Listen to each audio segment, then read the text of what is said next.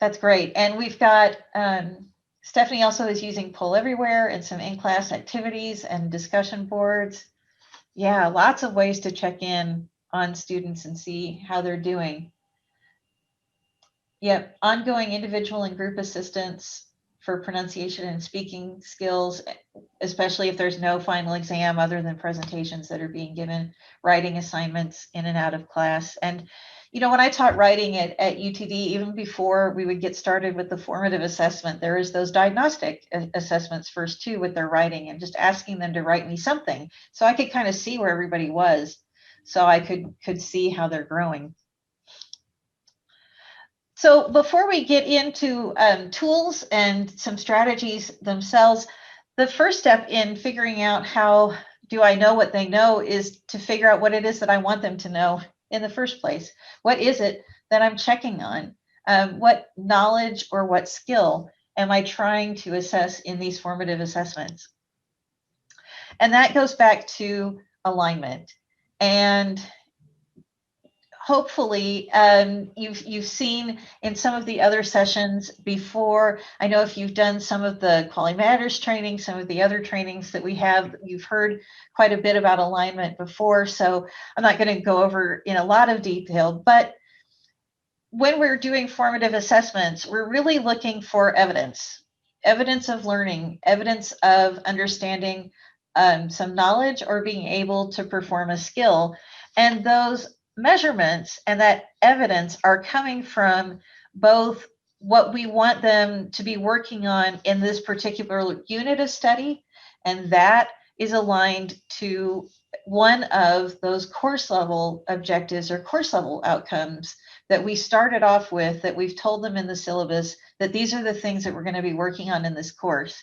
We break them down into smaller chunks in the modules, and then we use both the formative and the summative assessments to see how they're doing on those very specific pieces of knowledge and those very specific skills.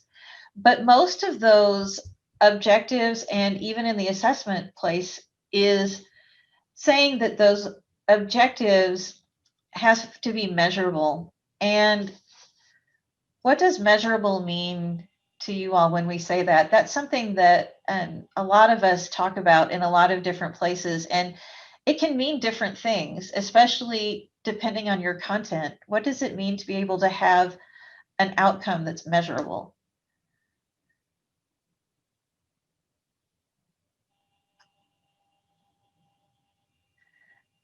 And how does measurable look for you all?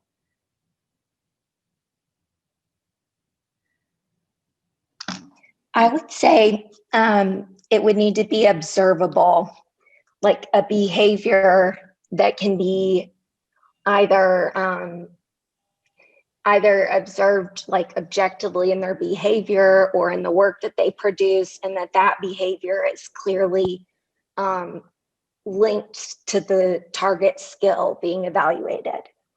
Right, and observable is a great word for that. And Monty has in the chat, there's got to be some way to determine whether or not that outcome has been met.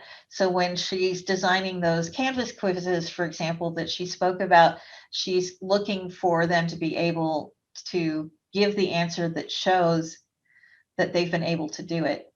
Improvement in communication skills, when we have that baseline that we start with, and then we watch and we look for very specific improvements. Sure. So once we know exactly what it is that we're looking for a very specific knowledge or skill that we know is measurable. We know that we can measure it in some way and either see improvement, or we can see evidence that that knowledge has been acquired or that skill can be performed. Then we have the second question that we look into as we're designing a formative assessment, and that is, what evidence of learning will I accept? And it's one of those moments when you're thinking about that alignment again. Is the formative assessment that I'm going to develop going to show me the evidence that I need, or is it not going to be enough? When we look at Bloom's taxonomy, for example, and if I've said that I want a student to be able to analyze a piece of writing and discuss the effectiveness of evidence,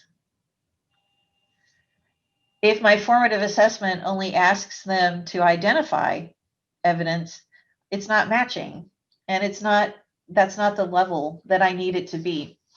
So what evidence of learning will I accept really does help us determine the best way to create and craft that formative assessment so that we feel confident that we'll be able to see how our students are progressing. So there are typically a couple of different times throughout a course when we collect evidence.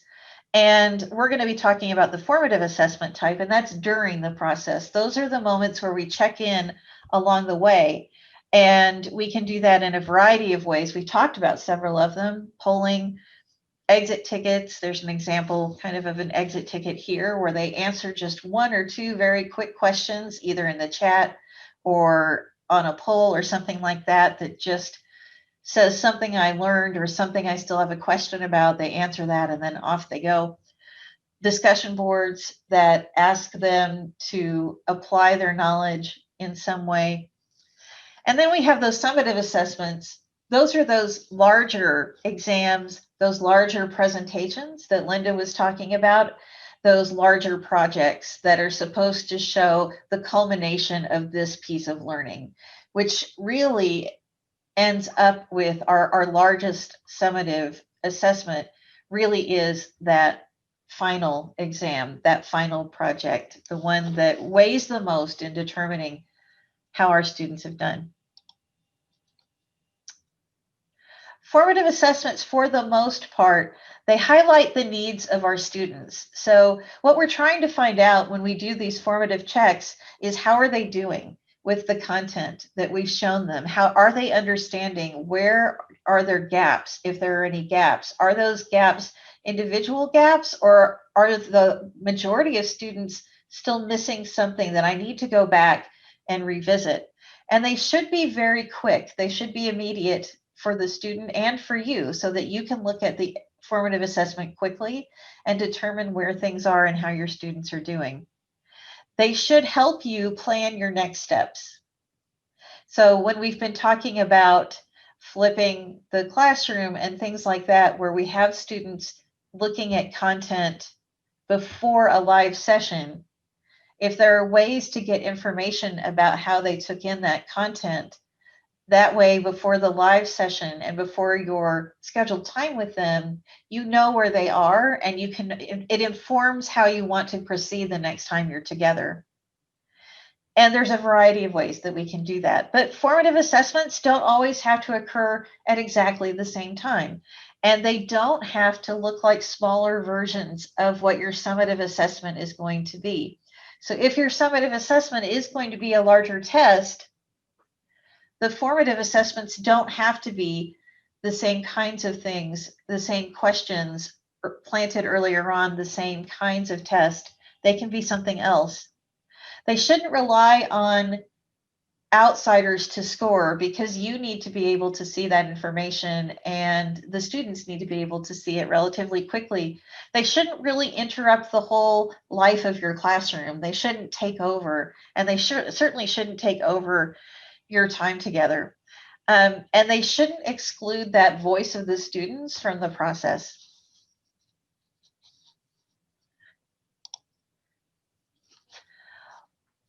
So there's lots of different times during the learning process and during the learning of a unit or a module where we can stop and we can check in on our students. During live meetings, for example, we can do some polling, and some of you, I do need to be screen sharing. Catherine, is it not showing? It says on mine it is showing. Thank you, Catherine. Is it better now? Yay. Okay. Thank you. During the live meetings, you all have talked about several different ways to do formative assessment during the session. We've talked about polls. We've talked about discussions, and those discussions can be happening in breakout rooms that you can come in and visit in between those moments.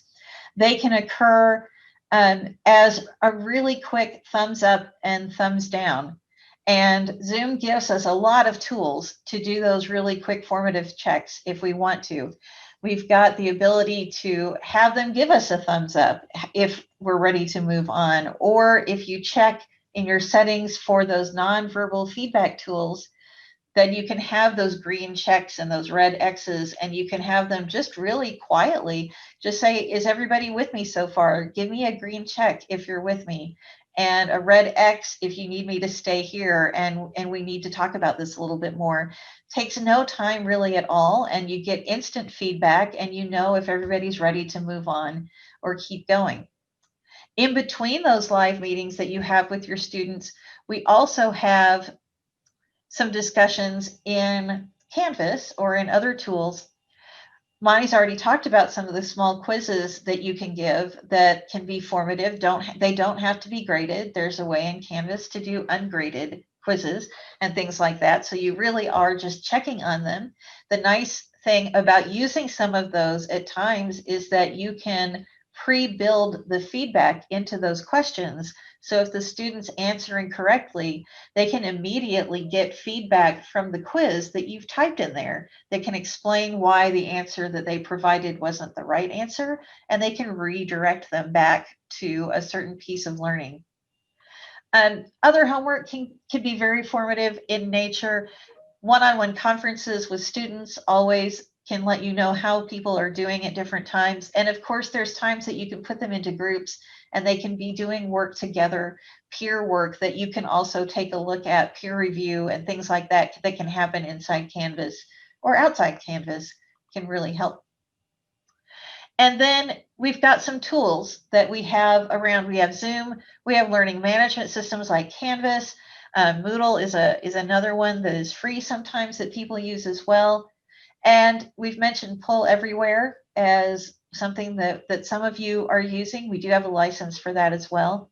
We also have another tool here for formative assessment. We have Nearpod, which, like Pull Everywhere, allows you to insert questions into your presentations so that the students can go through them kind of seamlessly and they don't have to pop out to answer something. And we also have Playposit, which is a tool that allows you to put questions on top of a video so that as they're watching a video, the video will stop and ask them a question that they can then answer. And then you can see very quickly from their answers how they did on the video. And you can get some analytics about the students watching the video themselves. How long are they watching them? How much time are they spending on the questions? Things like that. And that's really helpful to know as well. Here's my example of a moment of formative assessment. When I was teaching rhetoric, one of the things that was required in our department was that we have moments of peer review. And it really didn't matter whether I was teaching high school or whether I was teaching at the community college level or I was teaching at the university level. They don't like peer review. They don't like peer review. And a lot of times they don't always take it as seriously as I wanted them to take it. They don't always take that feedback to heart. And so I spent a lot of time thinking about peer review, and I knew how important it was. I knew how much of a growing experience it is in their own writing and in the ability to talk to someone else about that person's writing. So what I did was I asked the students to go and just read a couple of very, very small pieces on the importance of peer review. I found some writings that were in a very student-friendly language that really talked about the benefits of having someone else look at your text. And then when I came to class, I used this tool. It's one of my favorites. It's called TriCider, TRICIDER, and it's a free tool that I use. And I asked them to come to this TriCider, and I said, you know what? Now that you all understand the importance of peer review, you know the paper that we're writing, You've seen the rubric of how that paper is going to be assessed. I want you all to tell me what you want on those peer review. What would a good peer review have for you? What would help you in your writing? And this was a basic rhetorical analysis. Tri-Cider is a tool that I like very much because it provides them a space to participate in 3 different ways. So it's a little more dynamic than a forum. And because it's a little more dynamic than a forum, what I asked them to do, what I said they had to do, was they had to participate in at least 2 of the 3 ways. The first way you can participate in Tri-Cider is you can put in an idea. You can answer my question. My question is, what do we want in our peer review?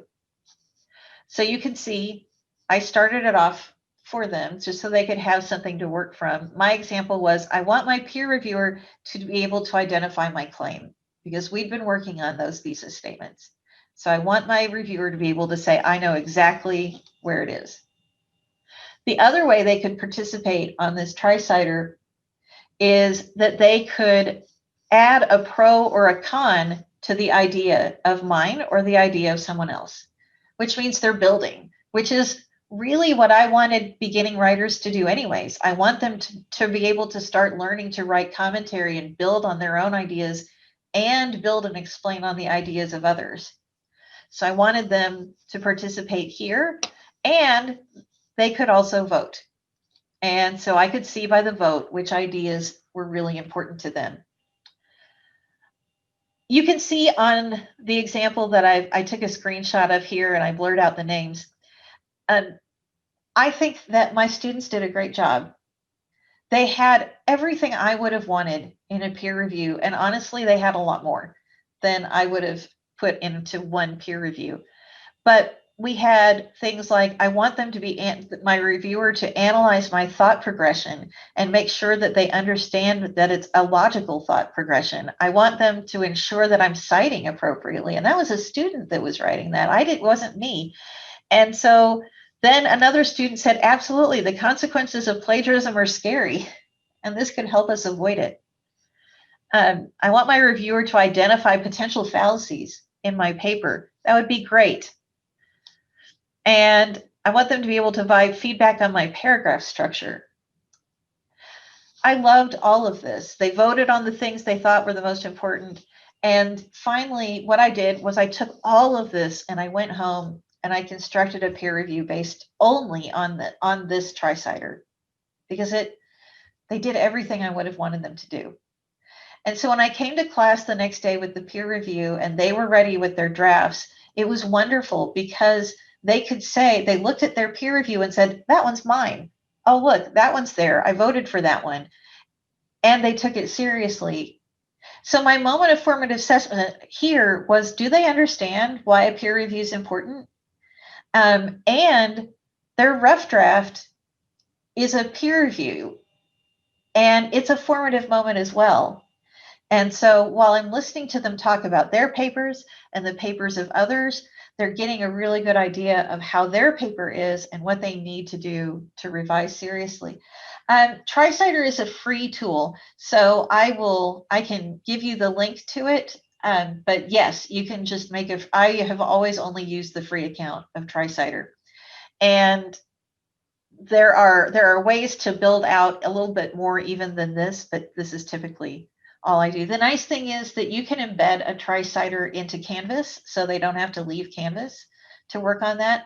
You can always email and we'll be happy to help with something like that. But the other reason I like Tri-Cider so much is that it doesn't require the students to make an account to start joining in.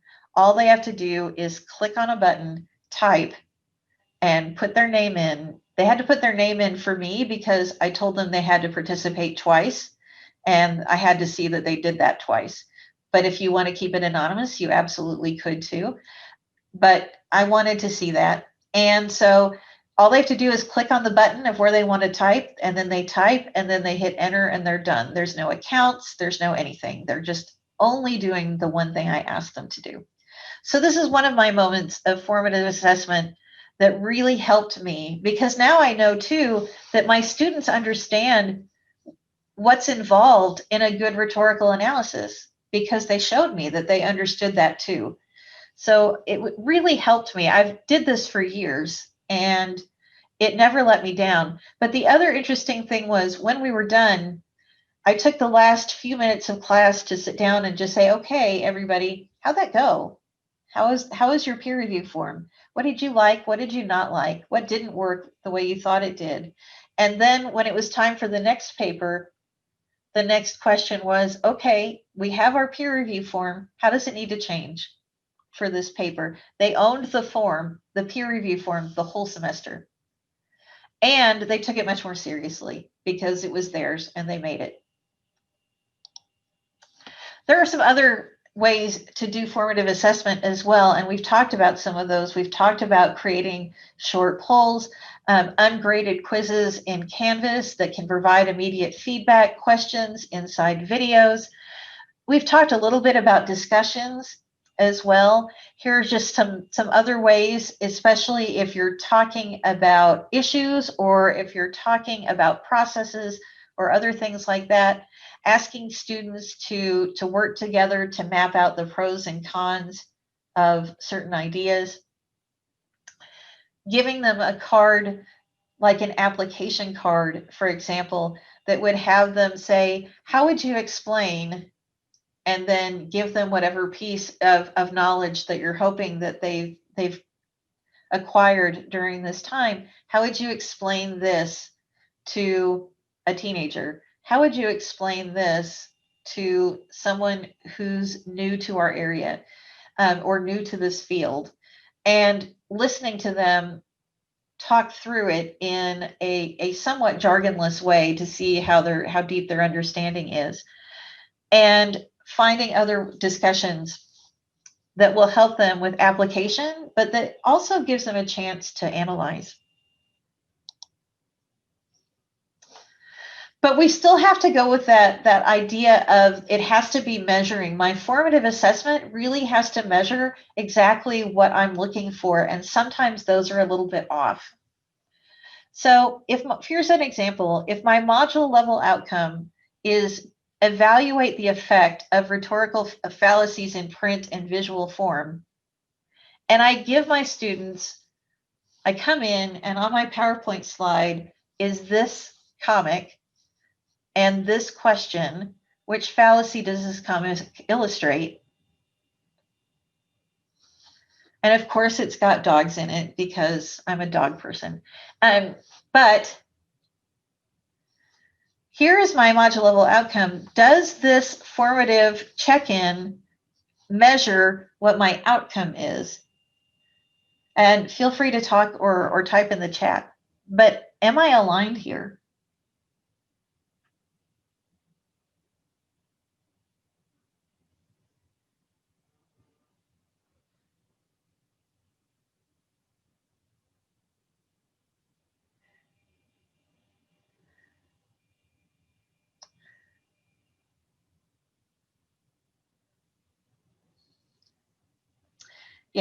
Yeah, we're not. You're right. We're not aligned here.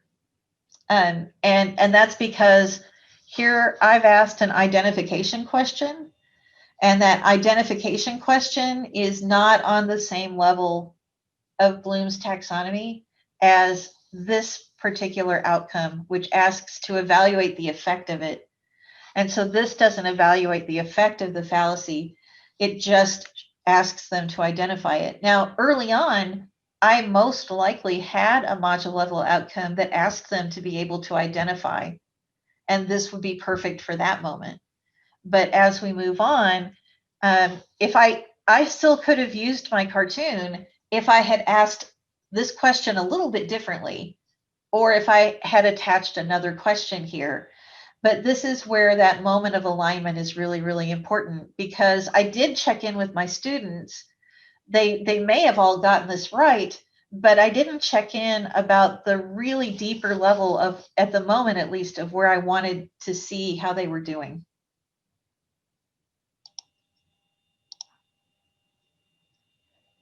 So I tried to pick an outcome because writing is something that happens across all the disciplines. They're writing at some point about something. If there's a module level outcome that says students will be able to write a thesis sentence that must be proven, how can we create some check-in moments so that the students understand what we mean by crafting a sentence that must be proven? What are some ways we can check in with them and see how they're doing about understanding that? That they have to write a claim. They have to make a claim, and a claim has to be proven. So how do we know that they understand that that is an important part of a thesis sentence? And how do we know that they understand how to actually construct one on their own? And really, anytime we're asking students to write a paragraph about something, we are asking at some point that they write a topic sentence or a thesis sentence that they have to then develop in their writing. So how do we know that they understand that and know how to do it? Because beginning students struggle with this.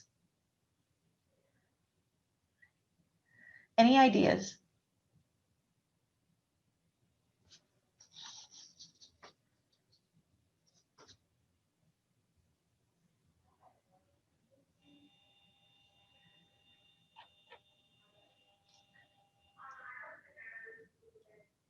And Monty is right. That cartoon about the dog may have a fallacy in it, but that doesn't mean it's not true.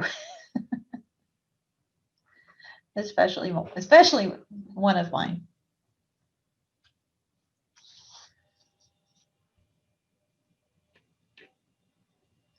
Any ideas? This is a little bit different than being able to identify something. How can we want them to be able to do the writing themselves. This is kind of an application moment.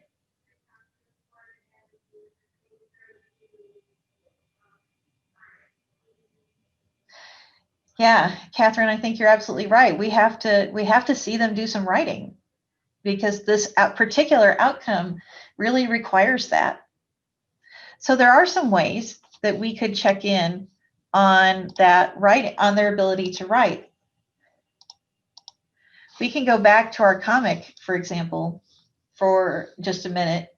And if our module outcome was about being able to create a sentence that has a claim in it, then as a formative check, I could just say, what is the claim that this illustrator is making in this comic? And so they could practice trying to create a claim without restating the text inside the comic. What is the claim that the illustrator is trying to make? So we can have them do some practice ones based on small things that we bring in. We could ask them to do that kind of writing with a partner. We can ask them then to share that with a partner and see if the partner also agrees that this is a sentence that has to be proven. It's not just a statement of fact that would just kind of sit there on its own. But yeah, you're absolutely right. That particular one really, for a formative check, has to have some piece of writing that we can look at, that they can look at. Give them a sentence that doesn't have a claim and ask them to modify it. Yep, Monty, that's a great one too. A lot of times they're really close with their sentences. So if we give them some that are not quite there yet and ask them to improve it, then they can start looking at ways to improve those sentences. And we can see by the suggestions they make whether or not they're understanding how that should go. So yep, lots of ways to do that. But then we get to kind of one of the big questions that we have, no matter what teaching modality that you're in. And boy, if we're doing all these formative checks, that's a lot of feedback that the students need. And do you have to do all of it? And the answer is no, you don't have to do all of it, because Canvas can help you with all of that. And some of the other tools can help you with all of that. And so, I'm going to give you a couple of ideas of how some Canvas and other tools can help you. But if you already know of ways that you use Canvas or that you use other tools like our Pool Everywhere or things like that, and how they help you with providing feedback to students, please feel free to type them into the chat as well. But in Canvas, one of the things that you can do as you're typing in and creating quiz questions, especially for those ungraded quizzes that are really just formative checks, Canvas provides a space in inside those questions for you to provide feedback to students. And so you can provide feedback based on every answer. You can provide feedback based on just every incorrect answer and just every correct answer. So once you plug that into Canvas, you don't have to worry about it anymore. And as the students take those formative checks, they're getting immediate feedback from you because you wrote it for them, but you're not having to stop and type all of that in every single time for every single student as that's moving through. So it really does give them a lot of good information ahead of time and in real time. And Lonnie, as I used to do exam reviews with the class before an exam, I build practice exams automatically graded and general feedback. That way the students can do the practice as many times as they like and it won't count towards their grade. And so there's that use of feedback and the ability to practice as well. And Canvas can just take care of those things for you. And they get the information they need and they get it in real time when they need it, which is another real key point about formative assessment, is that they're getting it in that real time as they're working on these issues. Sure. We've got a session later today. Faye's going to be talking about Canvas quizzes and question construction and item banks and all of those kinds of things. So if you're wondering about how to do those kinds of things, then just stick around because it's right after this one, I think. And she'll be there. But Faye, Merlin, any of your ATSDs can help you as you're working on building those kinds of quizzes. And if you want to be able to put that feedback in, both the classic quizzes and the new quizzes provide spaces for you to do that kind of feedback. It does not matter which one that you're using. If you're using discussions, you also have the ability to create rubrics inside Canvas that can also provide very specific feedback. And again, isn't as much grading on your part because you've constructed the rubric with the information that you need. And so in real time, what you're doing then is just clicking on the rubric and moving on. And you can provide general feedback with the rubric, but you can also reply with very specific information in each criterion row of the rubric if you want to in Canvas as well. But if you have all of that developed out in a way that provides students with an understanding of how you're seeing the development of their responses, then when it comes time for a quick assessment of how they're doing, all you have to do is quickly then just click on a couple of those boxes and move through. So Canvas can really be your friend as we're looking at the building of some of these formative assessments along the way. Some of the other tools that we've talked about, Playposit, quizzes inside Panopto, things like that, also will give you spaces to type in feedback to students based on how they've answered questions. So it isn't just Canvas that does that. We have other tools as well that can help with that. But the class as a whole can help provide feedback as well. When we're working on reviewing and looking at things as a class, a lot of times the answer to the question is in the room. And students can learn from each other in breakout rooms. They can learn from each other as they're practicing a skill together in a small group in a breakout room. And as you're coming around and checking in, you can see them learning together and improving each other's understanding of different skills together. You can put in polls during class that can be a formative check, and students can see by the answers of the polls where others people are thinking and where their thinking is going. And that can help them, if they're not understanding, that can help them phrase the kind of questions that they need to ask so that they can understand something a little bit better. So the class as a whole can help with feedback as well. And we've talked even about peer review, which can be a helpful feedback tool.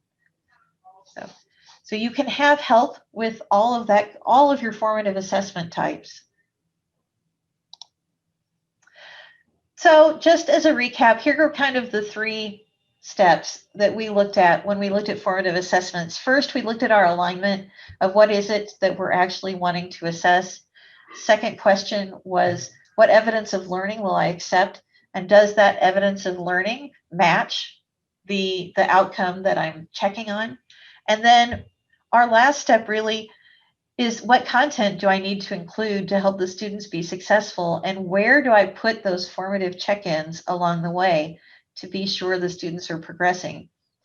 Formative moments don't have to come at the exact same time in your day, in your class. Sometimes people start their class with that really quick formative check-in. Students get used to that and they like it, and that's perfectly fine. Some people have that exit ticket that's always at the very end. Students like that and get used to it again. But during live sessions or during the course of the week with them, they don't have to always be put in the exact same places. The question really is, based on the content, where would be the best time to check in on students? Where have they taken in some content, and where can you check in? What's a good time to check in with them and see how they're doing? With that, we've got a little bit of time for questions, comments, more examples. Again, we're a small group, so feel free to unmute yourself if you like and ask away.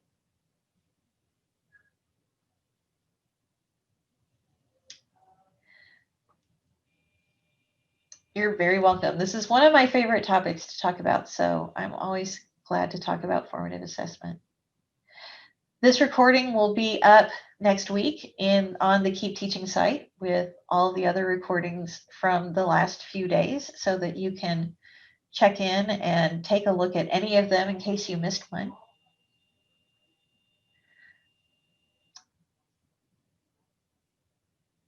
Oh, can I show you the couple of slides that didn't show up earlier? Yeah, sure. I'm happy to. This is where things really started outside of the title slide. And here's just that nested table of outcomes and alignments to assessment, with measurable coming all the way down the line. And then with the assessment, we're looking at how do we measure, and there's that evidence question. And so we get to what evidence of learning will I accept? And I think this is the only other kind of important one that came through of the do's and don'ts of formative assessment and how they work. As you're working on building formative assessments, please know you've got a lot of folks around to help with that. If you need any of that, you've got your ATSDs and you've got the CTE as well. Any one of those people are happy to help, and happy to help you as you're using any of the tools that we have to do that.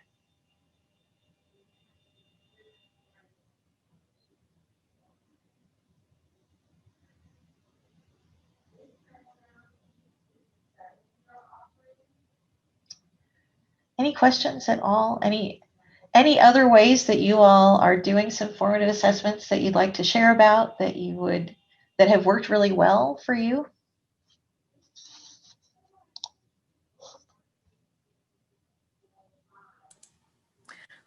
Well, Jennifer, one of the things that I've been doing for most of the years for the training, the international TAs and other grad students and a few undergrads once in a while, we do a kind of a peer review during classes, during presentations. I have feedback forms for specific things that they should look for, and it also helps them to prepare themselves for when they're doing micro teachings or presentations, so they know what to practice as well as to evaluate others.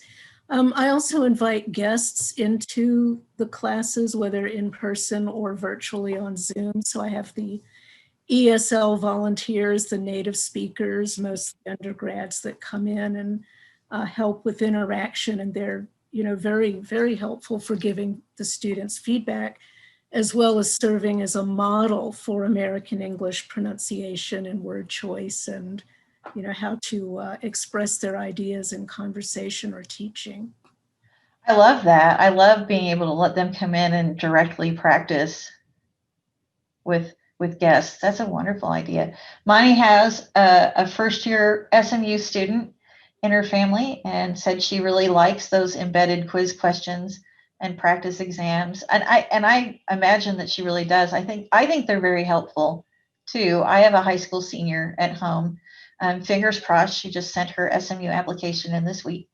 And when she is either taking her high school classes or her dual credit classes through Colin, she really relies on those practice quizzes. And she's the one who is taking every single one of those practice quizzes, going back over every answer she doesn't get right, going back over and taking notes again, especially if it's a subject that's not one of her strong suits. But taking those practice quizzes has really helped her when she feels like she needs help from the instructor, go straight to the instructor then and say, I need help exactly with this, because this is what I'm not getting right on the practice quizzes. And that way she also knows exactly what to go relearn or talk about more before the final test. So yep, she really likes them too.